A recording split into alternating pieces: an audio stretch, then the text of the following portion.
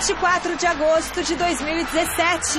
Em jogo atrasado, o Corinthians bate o Chapecoense no finalzinho e abre 10 pontos para vice-líder Grêmio. No Palmeiras, Cuca esconde a formação titular para o clássico de domingo. Pela nossa matemática, 8 jogadores ainda brigam por 4 vagas. São Paulo aposta nos gols de Hernanes para superar um retrospecto negativo nos jogos no Allianz Parque. Manter o bom desempenho defensivo e melhorar o poder de fogo. Um dos objetivos do Santos para domingo. E ainda, Flamengo e Cruzeiro decidem final da Copa do Brasil no Mineirão. E uma matéria especial sobre como Cuca e Dorival chegam para o clássico de domingo no Allianz Parque. Olá, boa noite. Boa noite especial para a fiel torcida, que viu o Corinthians vencer a Chapecoense por 1-0 e seguir tranquilo na busca pelo 7º título do Brasileirão. O resultado fez a equipe do técnico Fábio Carilli disparar ainda mais na liderança, abrindo 10 pontos para o Grêmio. Os detalhes da vitória do Timão você vai ver daqui a pouquinho, porque o assunto agora é o confronto que promete agitar o final de semana entre Palmeiras e São Paulo. Rivalidade à parte, o duelo vai marcar o reencontro de 2 velhos amigos.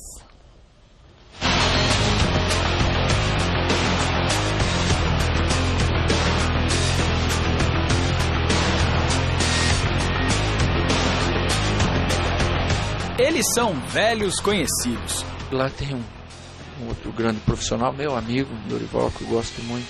Mas a amizade ficará do lado de fora do campo quando São Paulo e Palmeiras se enfrentarem domingo no Allianz Parque. Dorival Júnior e Cuca chegam ao clássico pressionados. Um por causa do risco de rebaixamento e o outro por conta da recente sequência de maus resultados. Mas qual deles está hoje na pior situação? Dorival Júnior, que sabia muito bem o que iria encarar quando aceitou o convite do São Paulo? Ou Cuca, que quando voltou ao Palmeiras, imaginou que navegaria em mares tranquilos com a mesma base com a qual foi campeão brasileiro no ano passado? As duas, né, são situações ruins porque são 2 grandes clubes. Lógico que se você for falar para o torcedor de São Paulo hoje, se ele queria estar no nosso pelo, ele ia querer estar, porque ele ia estar em 4º lugar. Cuca tem razão. Certamente o torcedor são paulino trocaria sem pestanejar de lugar na tabela. Mas por incrível que possa parecer, tudo indica que Dorival Júnior esteja mais perto de encontrar o caminho para salvar o tricolor. Em 9 jogos sob o comando dele, o São Paulo ganhou 3, empatou 3 e perdeu 3. Está longe de ser uma campanha brilhante, mas os 44% de aproveitamento conseguidos por ele até agora são bem maiores do que os 30% que o time tinha antes da chegada do treinador. E não é muito longe dos 52% ostentados por Cuca nos 28 jogos em que comandou o Palmeiras em 2017. Eu acho que está havendo uma evolução grande, a equipe está começando a criar uma confiança um pouquinho maior. A confiança tem reflexo no dia a dia. Dorival Júnior trabalha tranquilo, sabe da missão que tem, conhece a dificuldade pela crise vivida pelo clube, mas trabalha para melhorar. Tanto que o São Paulo, apesar de estar na zona de rebaixamento, não perde a 2 partidas e vê no clássico a oportunidade de embalar. Nós estamos aguardando também por esse embalo, mas eu acho que a equipe já tem feito jogos mais consistentes, oscilado muito menos do que anteriormente acontecia. Eu acho que é nítido para nós, principalmente, que a gente está todos os dias aqui treinando, fazendo o trabalho, e a gente consegue enxergar a mudança radical do nosso time, principalmente quando a gente está sem a bola, a pressão, a marcação, quando perde a bola, a reação rápida, e eu acho que isso é importante, isso é fruto do trabalho do Dorival. Se o Palmeiras está numa situação muito melhor na tabela do que o rival, não vence há 3 jogos no Campeonato Brasileiro e ainda não digeriu as recentes eliminações na Copa do Brasil e principalmente na Libertadores. Claramente, o ambiente está mais tenso. Cuca trabalha com ar preocupado. Nos últimos dias tem sido constante a presença do presidente do Palmeiras, Maurício Gagliotti, nos treinos. fato não muito comum em outros momentos da temporada. A atitude talvez seja uma força a mais para o treinador, que teve recentemente sua saída pedida pela torcida organizada. O mesmo Cuca que estava chacoalhando a bandeira lá em cima do trio elétrico há 7 meses atrás é o mesmo que está aqui. Eu não era o melhor e hoje não sou pior. Só que o momento não é bom, não está acontecendo as coisas, mas vão acontecer. E as coisas precisam acontecer a partir de domingo, seja para o São Paulo ou para o Palmeiras. Quem ganhar o clássico terá um impulso na temporada. A parte técnica não está fluindo pela falta de confiança. Um jogo bom, um clássico bom, volta. Isso é natural do ser humano, volta para todos. Independente da fase do Palmeiras, a fase do São Paulo, o clássico é decidido em detalhes, é um jogo diferente, um jogo à parte. Então a gente precisa estar bem concentrado para que a gente possa vencer. O clássico sempre é decisivo e o clássico ele motiva a cidade, ele motiva a imprensa, ele motiva o presidente, comissão técnica, diretoria, tudo. Então é um jogo diferente, é um jogo bom de se jogar, e um jogo em que o torcedor também vai fazer de tudo para vencer, que ele sabe a importância que tem. Um jogo diferente, um jogo à parte, que vale muito para os amigos Dorival e Cuca. Trabalhar, os dois estão trabalhando, mas não custa nada pedir uma ajudinha lá de cima para fazer as coisas funcionarem melhor. Grande noite para você que acompanha o Gazeta Esportivo. Acho que existem duas maneiras de você avaliar esse confronto entre Palmeiras e São Paulo. Um sob do ponto de vista psicológico e outro do ponto de vista factual. Do ponto de vista factual, né, dos fatos em si, não dá para você comparar as duas situações. O Palmeiras é 4º colocado, está ali em briga por vaga na Libertadores, e o São Paulo luta para não cair. Então, a situação do São Paulo, ela é muito pior que a do Palmeiras. Isso não se discute. Sabe, entre uma realidade brigar por Libertadores e lutar para não cair, brigar pela Libertadores é muito melhor. Agora, do ponto de vista psicológico, o Palmeiras ele padece do mal da expectativa, da ansiedade por vitórias que foi criada com um investimento acima da média no futebol brasileiro. Mas nem sempre o investimento resulta em sucesso, em lucro, né? em campanhas vitoriosas.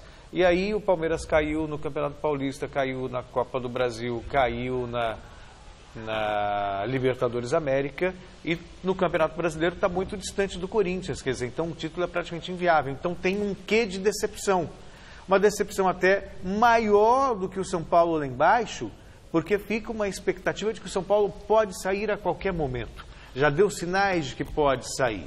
Talvez seja só uma questão de tempo e pelo material humano que tem. Então, pelo material humano que tem o São Paulo, do ponto de vista psicológico, por mais que seja uma ameaça à segunda divisão, não é das maiores. Agora, para o Palmeiras, não brigar pelo título realmente é decepcionante, é de baixar o astral.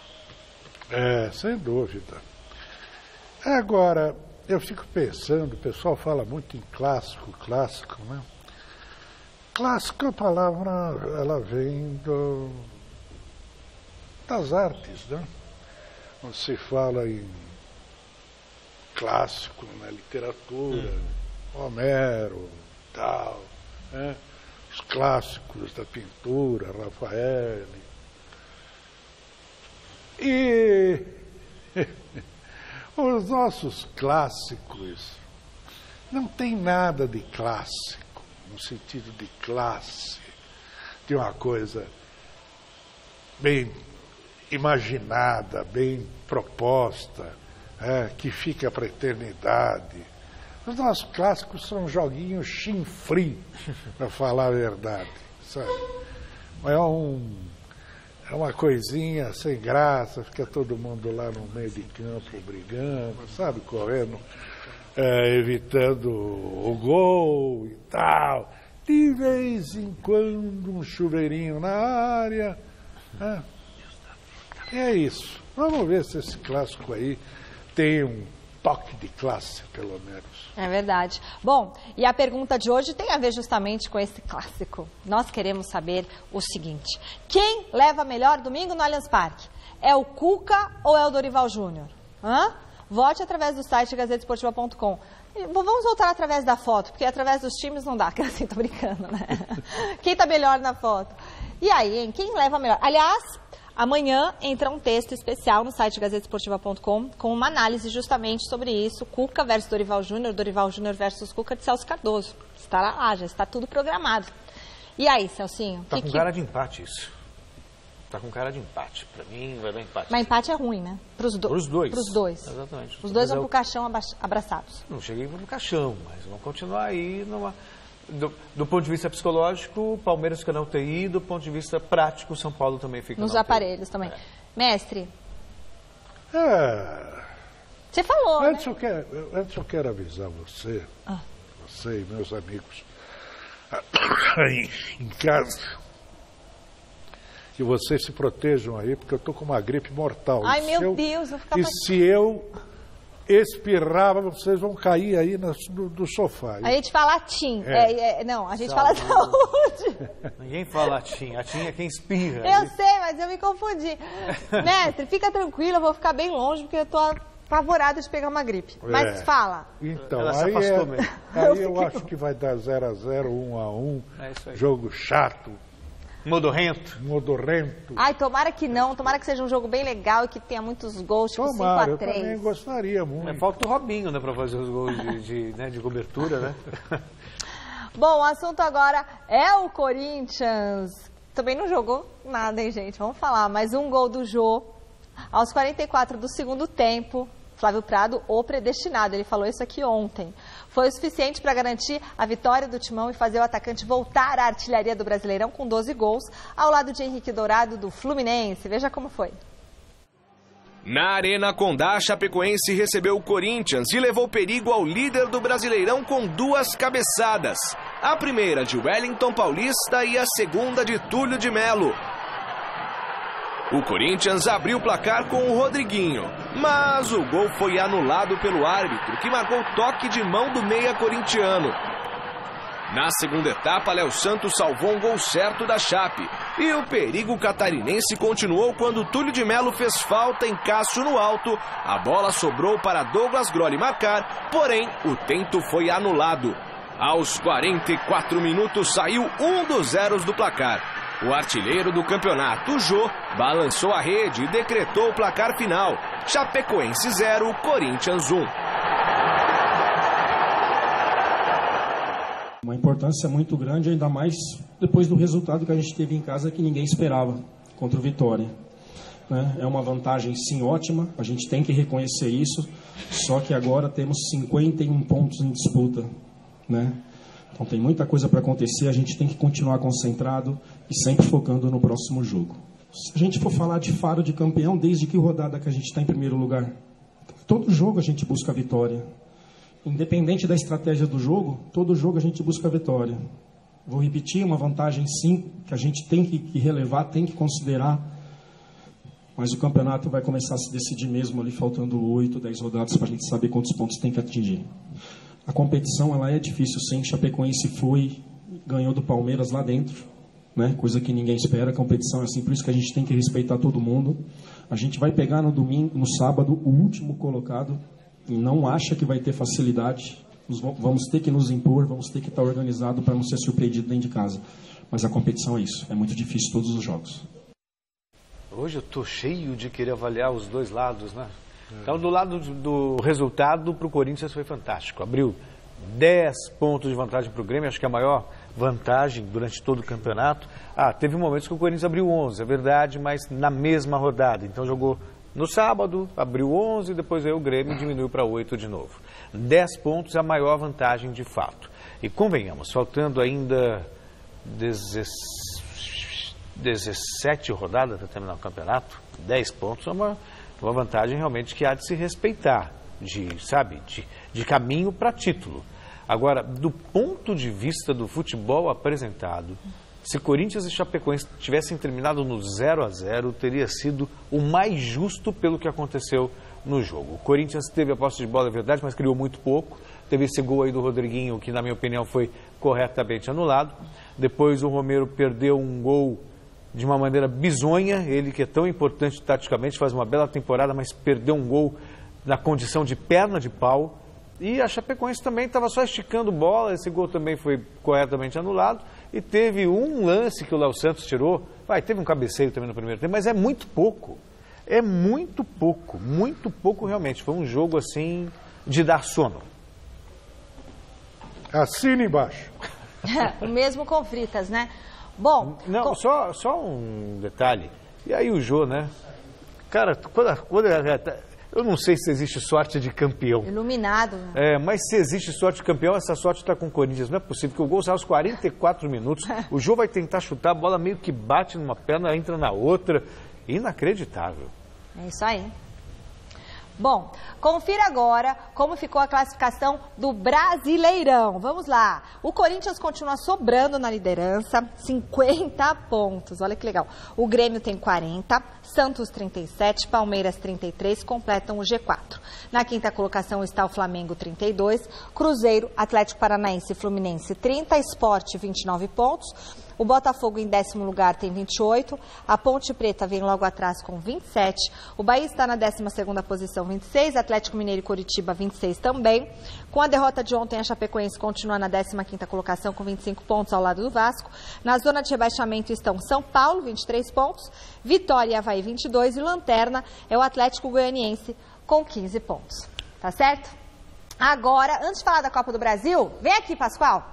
Deixa eu mandar um beijo rapidinho, mandar um beijo para 2 médicos, 2 pediatras maravilhosos, que eu tenho o maior carinho do mundo, Dr. Luigi Paisani e Dr. José Luiz Paisani. Dr. Luigi é filho do Dr. José Luiz Paisani, são pediatras lá da minha gloriosa Moca, muito queridos, cuidando das minhas filharadas.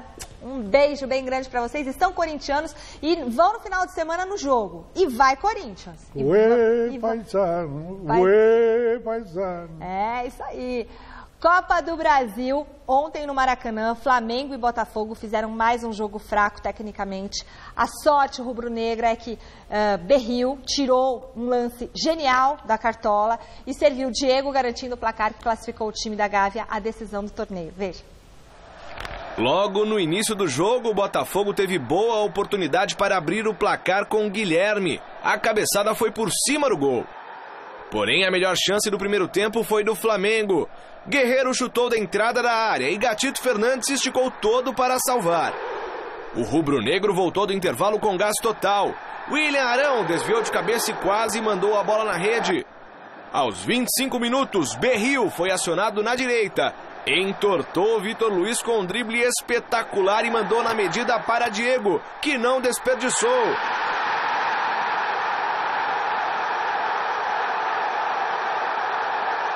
O jovem Vinícius Júnior teve chance para ampliar, mas o chute foi por cima do gol. Fim de jogo, 1-0 Flamengo, classificado para a final.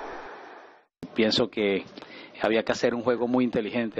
tínhamos que fazer um jogo inteligente, com grande aplicação e intensidade para poder buscar e alcançar tudo o que queríamos. Acredito que a partida foi muito bem jogada pelas duas equipes e tivemos êxito em fazer o gol no momento certo. O Flamengo mereceu e eu parabenizo a todos os jogadores por essa entrega, por essa mística, pelo coração que eles colocaram em campo para conseguir o resultado.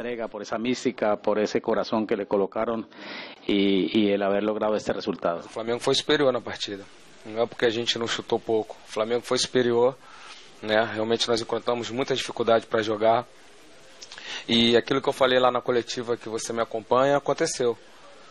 Né? O poder individual do terço final. O Berril deu um lindo drible, uma situação que é muito difícil de marcar, e eles conseguiram a vitória, com méritos pelo terço final. A individualidade, então, prevaleceu diante do conjunto? Foi um joguinho chato, vagabundo.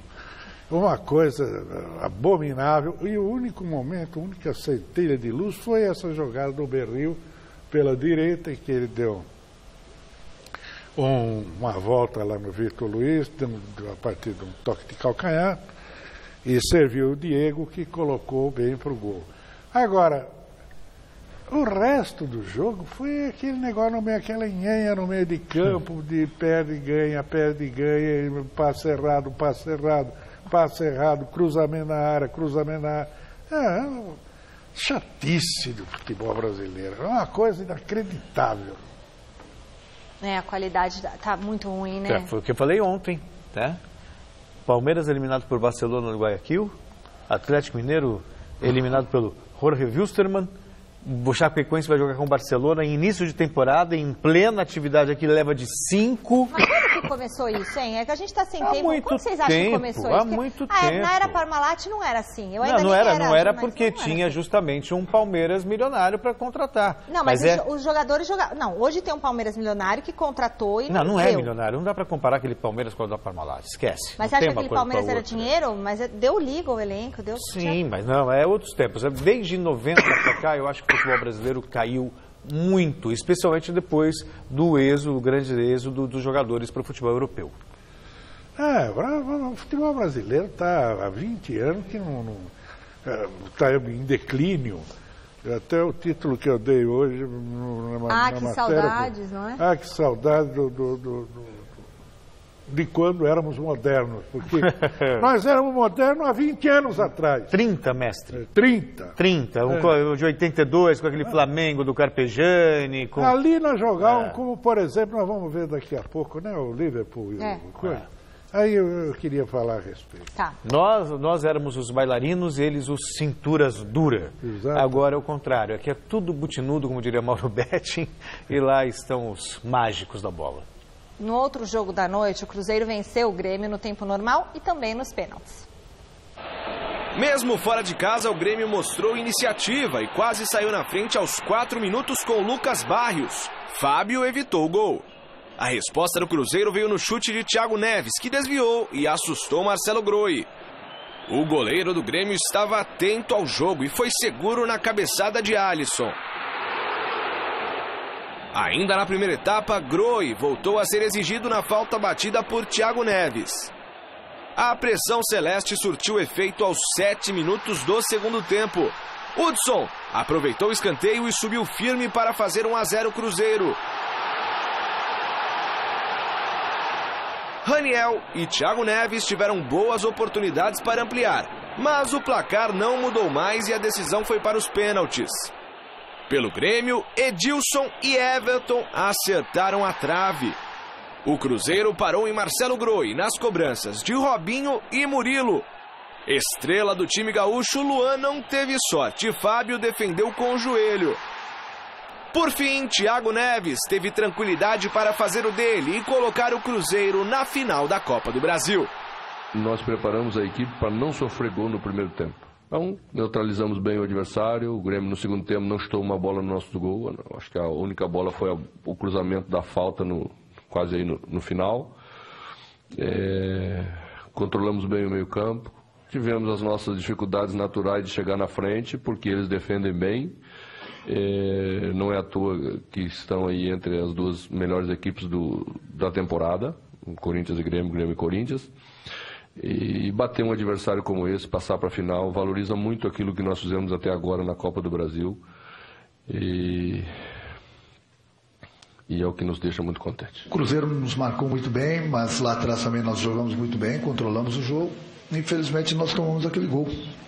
Então não foi por falta de tentativa, até porque em maneira alguma, em momento algum, pedi para a equipe recuar. Mas são coisas que acontecem. Muitas vezes durante o jogo o adversário te põe para trás e tira teus espaços. Talvez nós não tenhamos aproveitado bem os espaços que o Cruzeiro nos deu para o contra-ataque.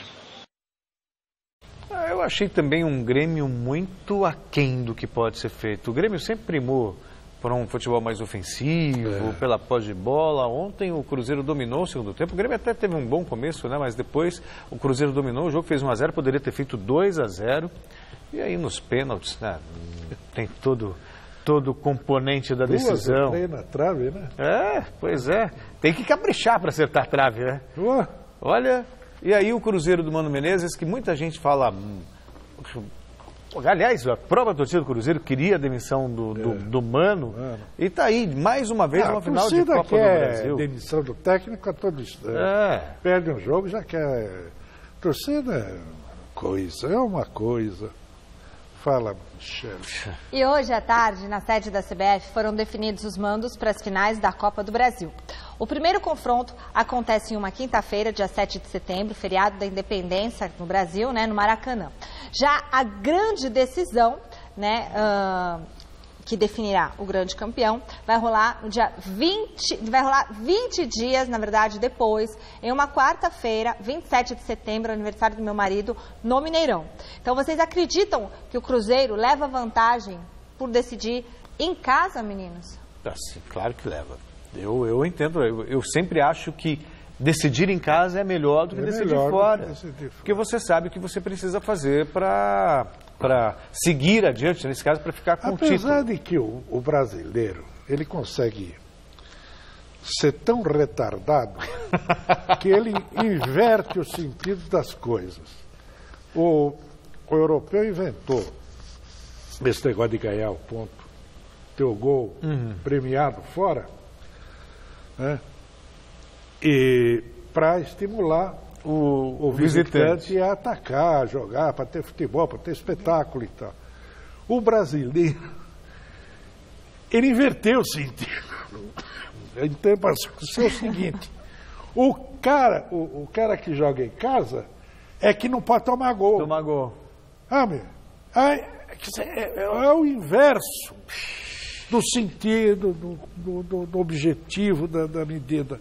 E eles ficam aí, o Jair Ventura festejou, tem empatado 0-0 lá no Newton Santos. Achei que você especulava um empatezinho com gols. Olha, é um negócio inacreditável esse país. E vou te dizer uma coisa, eu só não curto muito esse ato de 20 dias entre um jogo e outro. Tinha que ser mais eu acho que deve ser. Você pode levar 20 dias para fazer a decisão, mas um jogo numa quarta e o outro jogo na outra quarta. Para ter um espaço de uma semana só. Flamengo tem valores individuais, mas acho que o Cruzeiro tem mais time. Corpo, né? Então, para mim, o Cruzeiro é favorito. Arrisca um favorito aí nesse confronto? Não arrisco. Não, né? A quinta-feira também foi de sorteio dos grupos pela Champions League. Veja como ficou. O Grupo A conta com Benfica, Manchester United, Basel e CSKA. No Grupo B aparecem Bayern de Munique, Paris Saint-Germain, Anderlecht e Celtic. O Grupo C é formado por Chelsea, Atlético de Madrid, Roma e Karabakh. Estão no Grupo D Juventus, Barcelona, Olympiacos e Sporting. No Grupo E temos Spartak Moscou, Sevilha, Liverpool e Maribor. O Grupo F é integrado por Shakhtar, Manchester City, Napoli e Feyenoord. O Grupo G tem Monaco, Porto, Besiktas e Leipzig. E o Grupo H conta com Real Madrid, Borussia Dortmund, Tottenham e Apoel. Alguns grupos um pouco mais difíceis, né? Esse do Real Madrid com o Borussia e o Tottenham, acho um grupo complicado. Agora, PSG e Bayern vai ser legal de se ver, né? Belo jogo. Belo jogo. Juventus se jogar e Barcelona o Robin também. do lado, o Neymar do outro. Aí você tem futebol. Aliás, em duas situações você vê futebol de verdade, né? Na Copa do Mundo, né? E também na Liga dos Campeões da Europa, a Champions League, realmente, sem dúvida, sabe? Claro, você tem eventualmente um jogo ou outro ruim, mas você vê futebol bem jogado. É o maior torneio do mundo, né? Tirando a Copa do Mundo, é o maior torneio. É para onde as atenções se voltam, e não por acaso, né? Tem o seu charme, tem bons valores individuais, tem belos times e tem o melhor de tudo, né? Organização. Olha só. Aqui o Campeonato Brasileiro começa, você nem sabe como começou. Bom gosto, fazer a festa de abertura, sabe? É um negócio, é outro nível. Tá, bom. Tudo bem, eu gosto de ver o Totti, agora vou mostrar nós aqui. Você gosta de ver o Totti? É uma beleza, né? Lembro dele naquela Copa do Mundo lá, olha, que sorriso, foi pra mim esse daí. Fala, Celcinho. Não fala mais nada depois dessa. Bom, eu vou falar o seguinte, que o Barcelona segue buscando reforçar o elenco, né? O Barcelona está numa fase, gente...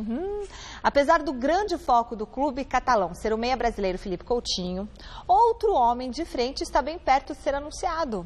Sabe quem? É o francês Ousmane Dembélé, de 20 anos, que atualmente defende o Borussia Dortmund, da Alemanha. Segundo o canal árabe Bem Sport, o anúncio da negociação deve acontecer nas próximas horas. Os valores da transação chamam a atenção.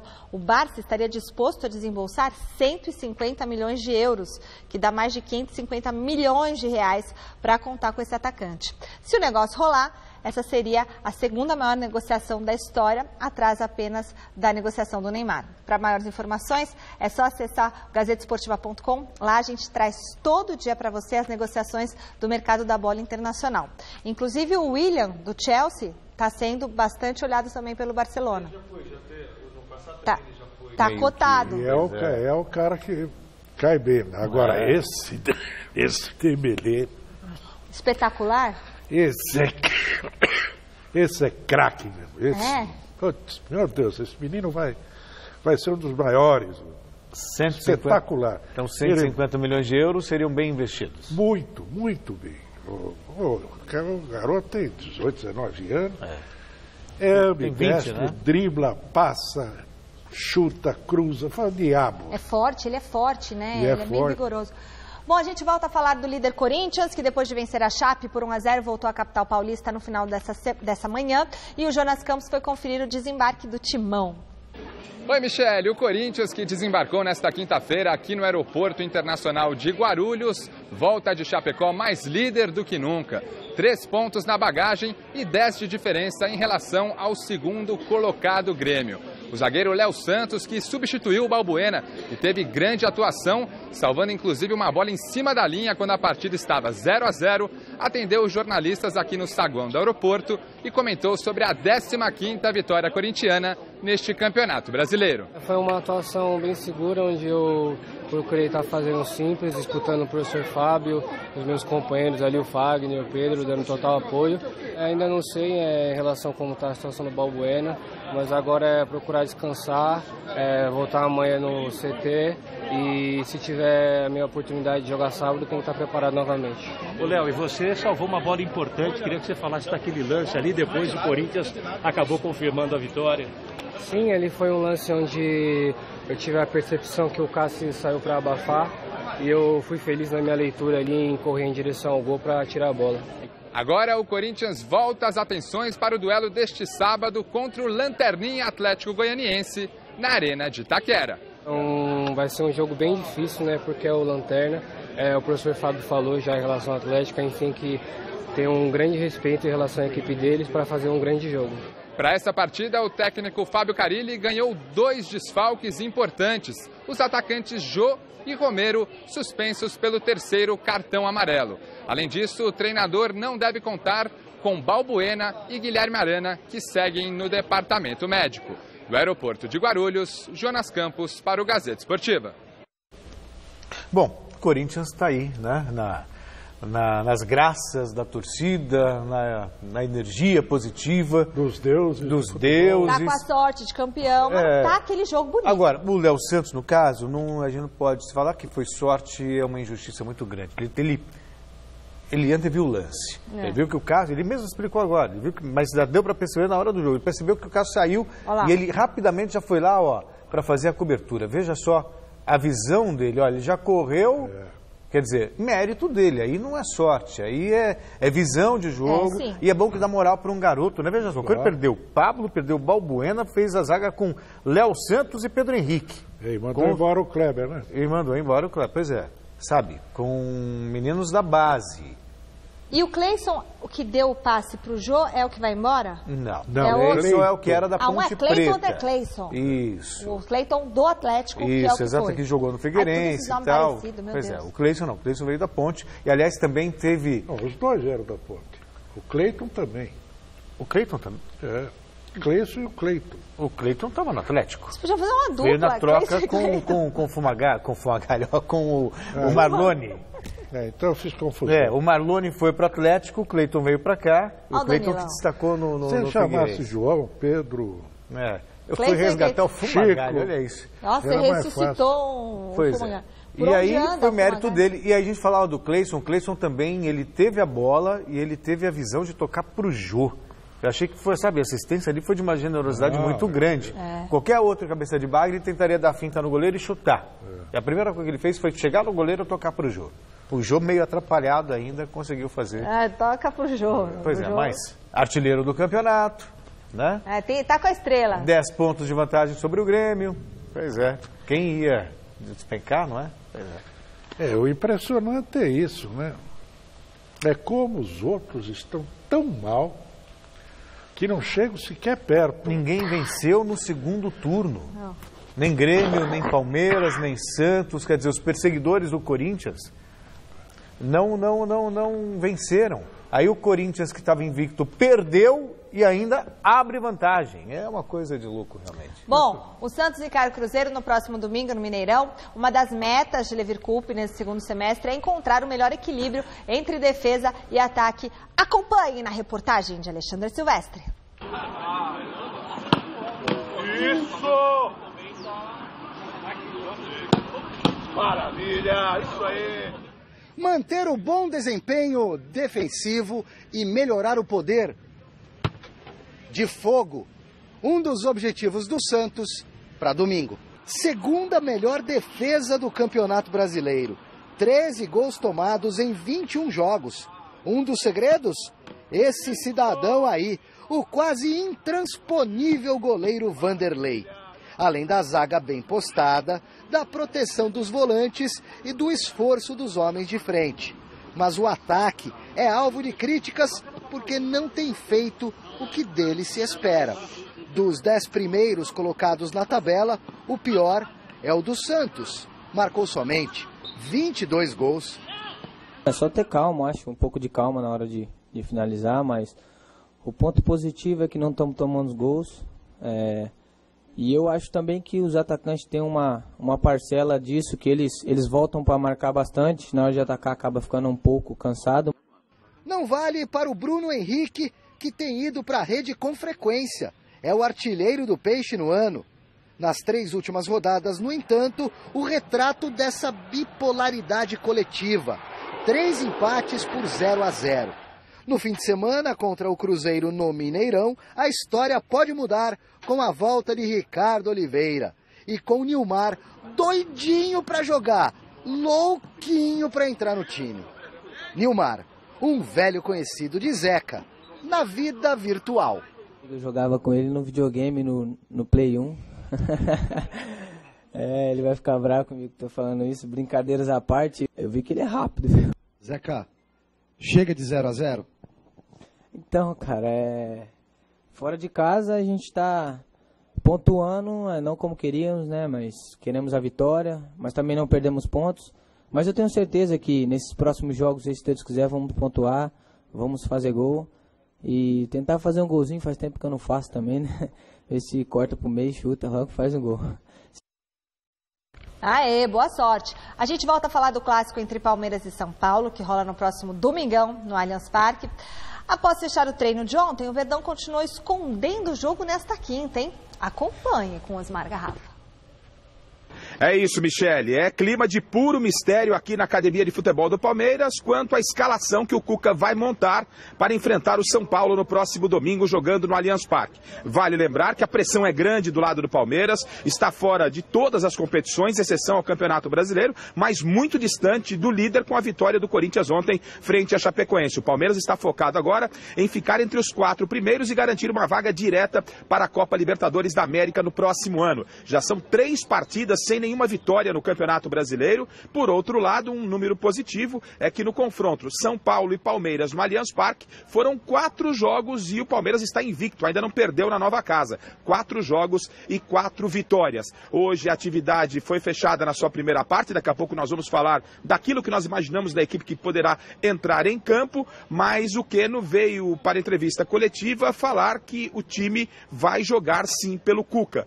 Cuca teve a cabeça pedida a prêmio por parte da torcida organizada e os jogadores estariam fechados, segundo o Keno, com o treinador.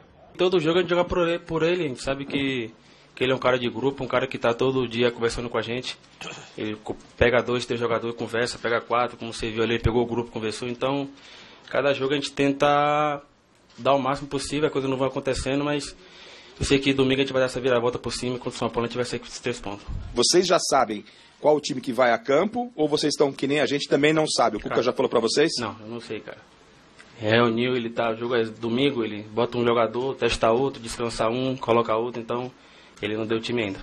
Bom, você percebeu, né, Michele? Não somos só nós, jornalistas, que não sabemos o time que vai a campo na partida do próximo domingo. Então eu vou relatar para você e para os nossos telespectadores o que realmente nós vimos hoje aqui. Quando os portões foram abertos para a imprensa, estava em campo essa equipe titular.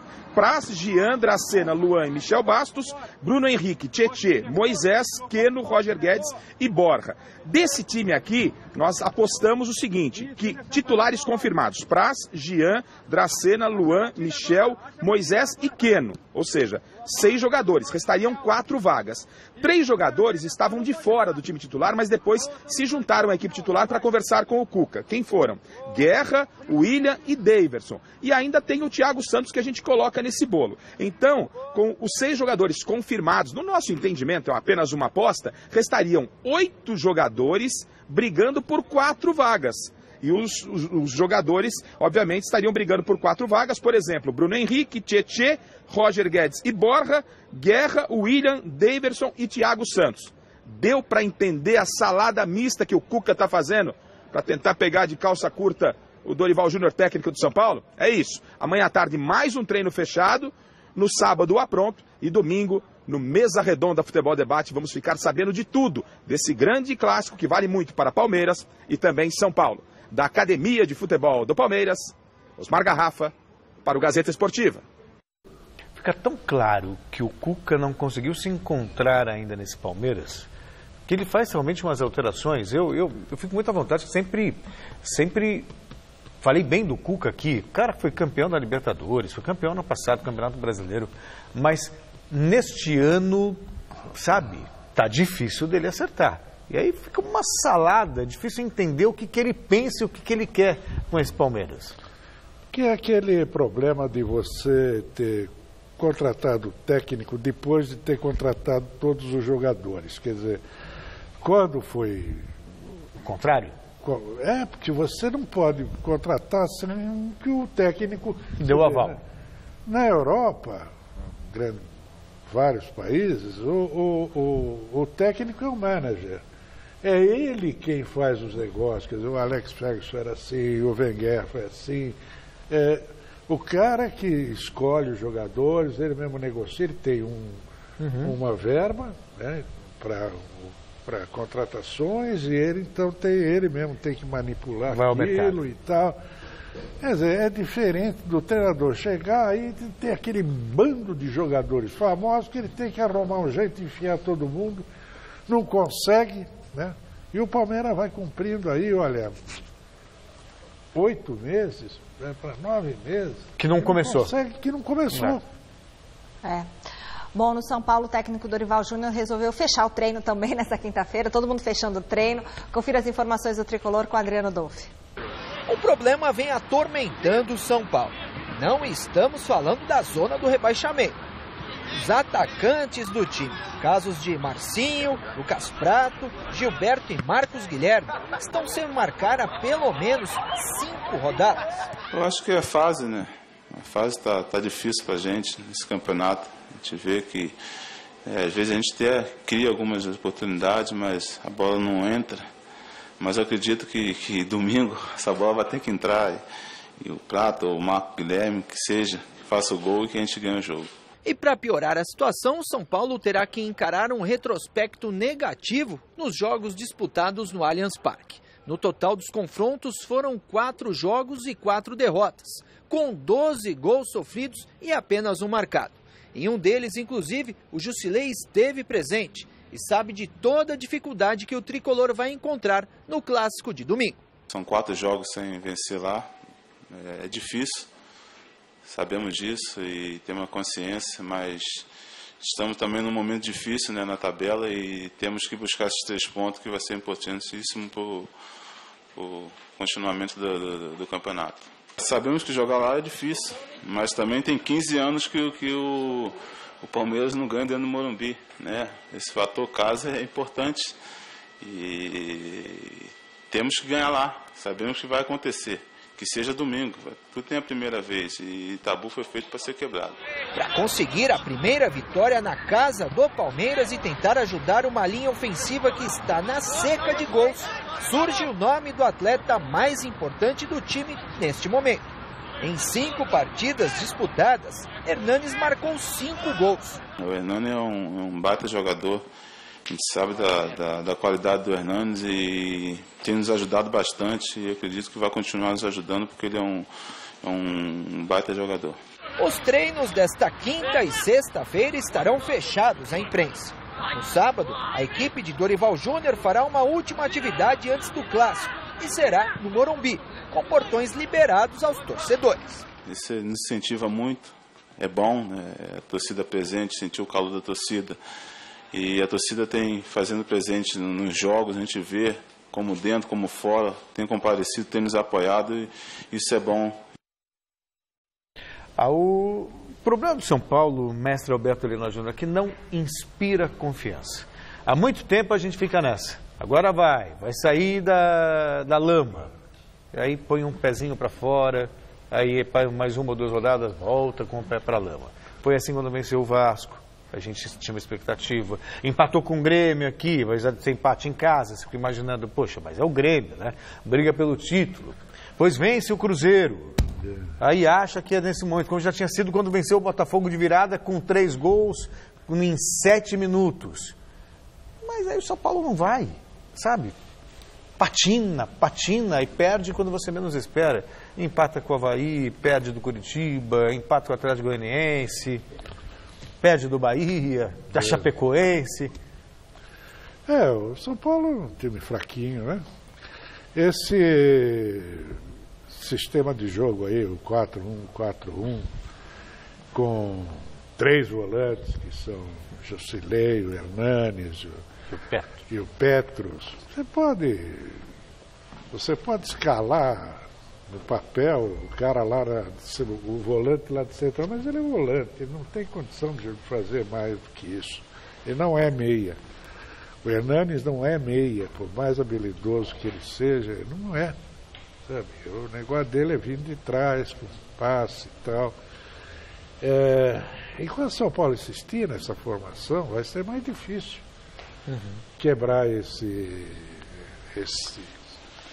oscilação constante, permanente e tal. E sair do sufoco, sair dessa maldição. Ele tem lá esse menino vivo, repetindo aqui até cansar, o Lucas Fernandes. Tem que botar esse menino no time, Dorival. Tem que botar esse menino no time, Dorival. Vai facilitar a tua vida, meu filho. Entendeu? E tentar pôr a bola no chão e jogar, né? Jogar bola. Agora eu falava do clássico, né? Falei assim, falta o Robinho e tal. Mas lembrar também, eu falei do Robinho porque me lembrei de 2 gols que ele fez por cobertura no Rogério Ceni. Mas eu me lembrei também que o Dudu também não fez? Fez um golaço também contra o São Paulo. Mas o Dudu não vai jogar? Ou ele estava no departamento médico? Não, ainda é cedo. Não tem expectativa. Ele tá louquinho para voltar, mas não vai ser agora. Até chorou que quer voltar a jogar? Não vai ser agora. Mas sem o Dudu é Dudu. Só espero que seja um grande jogo, né? Porque de jogo meia boca a gente já está farto. Sempre é um grande jogo, porque teremos 2 grandes times em campo. Vamos para o resultado da nossa enquete? A pergunta era quem leva melhor no clássico entre Palmeiras e São Paulo. E aí, qual é a opinião do nosso telespectador? Põe na tela, João Batista. Dorival Júnior leva melhor. 78% dos votos. E esse é o meu palpite também. Vocês vão conferir amanhã no site gazetesportiva.com, onde a gente vai fazer... São Paulo tá com essa bola toda, então?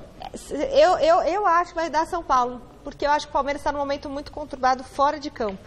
E acho que isso vai atrapalhar bastante. Não sei. Mas eu escrevi isso ali lá no texto. Tudo bem. Amanhã tem a opinião de todos os blogueiros lá no site, tá bom?